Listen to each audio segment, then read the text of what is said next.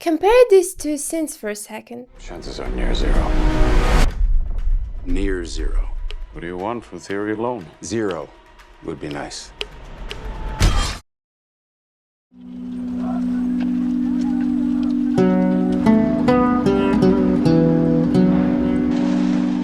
Which one was more interesting to watch? Most people instinctively choose the emotional one, but it's not because it's louder or more dramatic, it's because our brains are wired to respond to emotion first.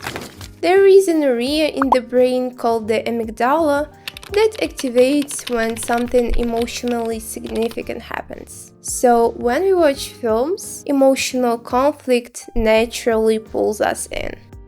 That's why so many people enjoy thrillers, dramas, action films. It's not just taste, it's biology. But here is the problem. Many storytelling resources focus on plot structure, character arcs, or dialogue, and they completely ignore something crucial.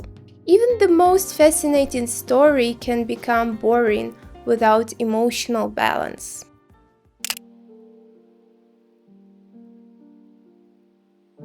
Emotion is not an addition to a story, it's the core that shapes everything.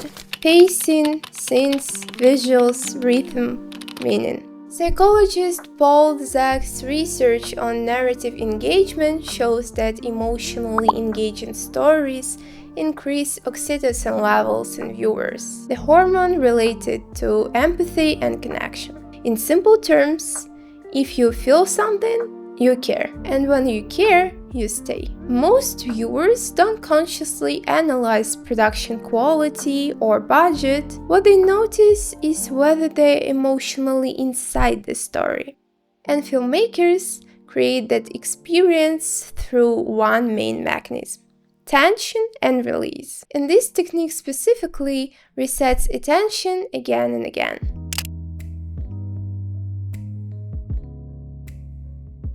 We live in a world where attention is constantly competing. Social media, notifications, short-form content, all of this changes how we process information. But it also means that audiences are more selective with their time. Research in cognitive psychology shows that attention works in cycles.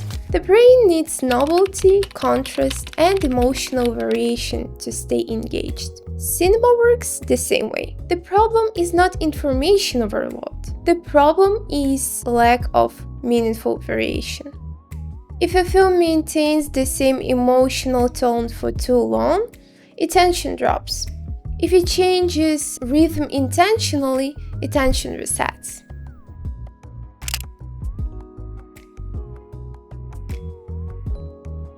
Important clarification: emotional storytelling does not mean constant drama. In fact, constant intensity creates fatigue. Emotional connection comes from contrast. Tension versus calm. Intimacy versus distance. Chaos versus control. Silence versus sound.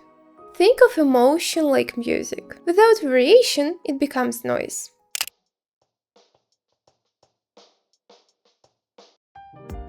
Guiding your audience shapes how they interpret and feel the story. There are two main ways to guide your audience. The first one is passive guidance.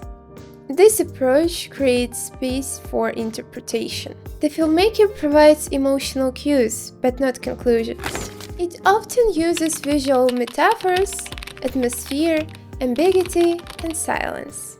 The audience participates in meaning-making. This is common in more artistic or psychological cinema. The second one is active guidance. Here, the filmmaker directs emotional interpretation clearly.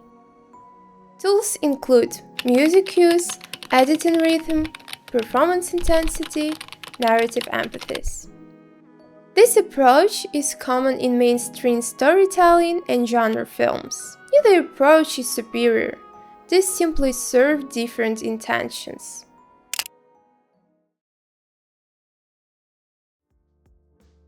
At the end of the day, people don't remember films because of plots.